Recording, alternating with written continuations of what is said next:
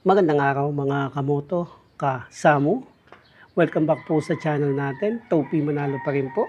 And today, ang isi-share ko po sa inyo ay papalitan natin yung ating Mofax na AUX MDL.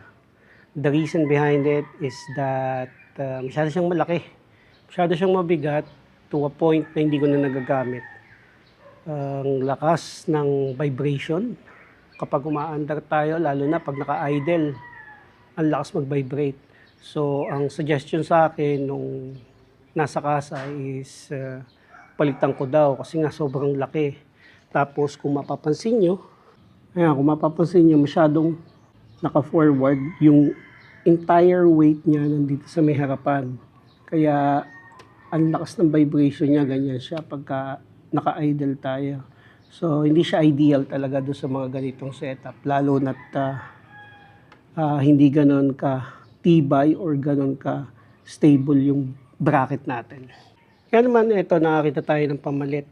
This is Mofax pa rin, pero this is the V8 na model, V8 version 2. Ngayon ito kasama ang itsura niya. Meron siyang kasamang ballast. Tapos, ito, ganito lang kaliit yung ilaw niyan. Kumpara dito, ayan, sobrang laki nun. Ito maliit lang. So, I doubt na magbabibrate tayo ng ganong kalakas. And may kasama siyang bracket. Also, may mga kasama na rin siyang screw, tsaka Allen wrench na gagamitin natin later. Okay? So, hindi natin patatagalin. Babaklasin na natin yan. Tatanggalin natin itong dalawang ilaw, tapos bubuksan ulit natin yung fairings natin kasi i-rewire to ng panibago. Sit down kayo dyan, panoorin nyo. Right?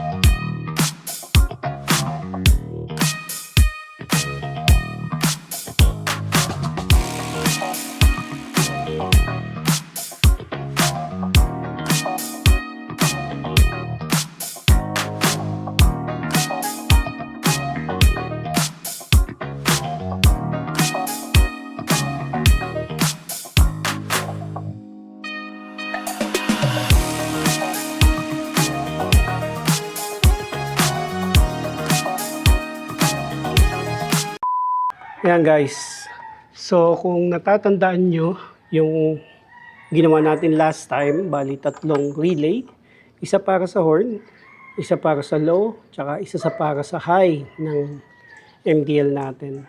Pinapanood ako na pwede daw isa lang na relay para sa MDL.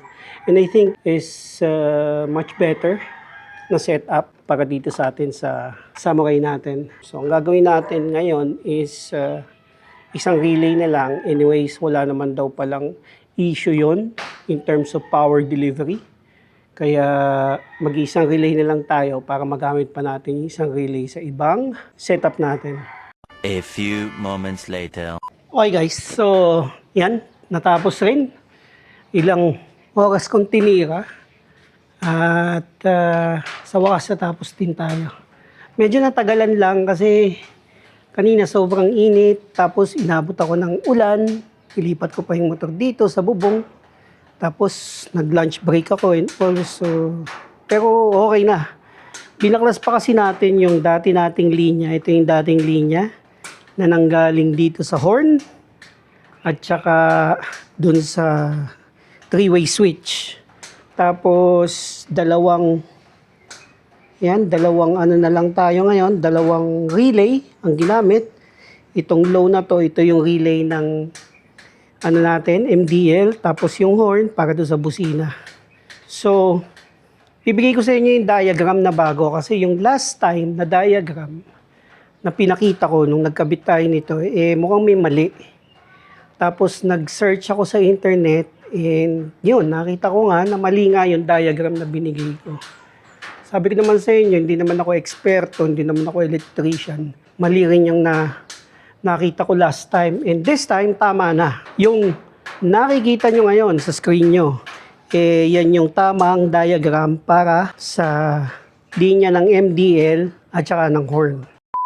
So makikita nyo, dalawang relay. Simulan natin doon sa 30. Yung 30, yung 85, at saka yung 86. Nitong relay ng horn, tsaka ng MDL natin, kabit-kabit yan, kung makikita nyo. Kabit-kabit na yan, no? Kasi, isa lang naman ang pinanggagalingan yan. Ang pinagkukunan pala, sorry. So, yung 85 niyan is galing sa ground ng battery.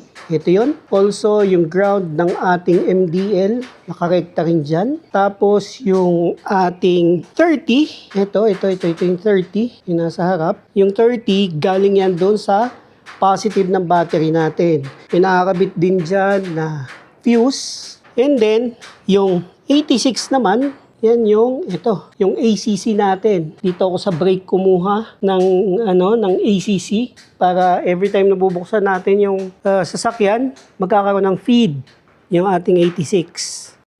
87 muna nito. 87 nitong ating MDL. Yan yung pumunta na sa 3-way switch natin, sa common ng 3-way switch natin. So, yan na yung mag-feed ng high at saka ng low. Depende kung anong pipindutin natin doon, feed niya yung high and yung low. So, ang wiring naman para dito sa ating ballast ng MDL, yung black or yung ground, nakatap na yan direkta sa battery kung saan nakatap yung relay ng ground. Tapos, yung yellow, which is yung low, naka-tap sa low ng 3-way switch natin. Tapos yung high nito, nakakabit naman doon sa high ng 3-way switch. Tapos dito naman sa horn, yung 87 ng horn, pupunta naman yan doon sa ating switch, sa commentary switch natin. Ngayon, dadaan lang yan doon. So pag press, babalik yan dito. Ito namang linyang to, pupunta to doon sa positive ng busina natin. Yung busina natin, yung negative nun, nakarekta sa battery. So, yun lang yung niyan. Yun lang yung linya niyan. Simpleng-simple, napakadali, guys. Sundan nyo lang yung diagram nung sa akin and hindi kayo malilito. Tatapusin ko na lang to, babalutin ko na lang to ng maayos. Tapos, isasara na natin yung buka para maikabit na natin yung ilaw at matesting natin. Okay? Later. Natapos na natin ikabit yung ating Mofax V8 version 2 and napakalit niya, guys. No? Saktong-sakto. Hindi na siya masyadong takaw pansin. Yan. Ganito lang gusto ko para dito. Sobrang laki talaga nitong ating Mofax na AUX. No? Oxlite compared dito sa ating bagong kuha na V8. And I would say, sakto-sakto lang siya. I-start natin yung engine.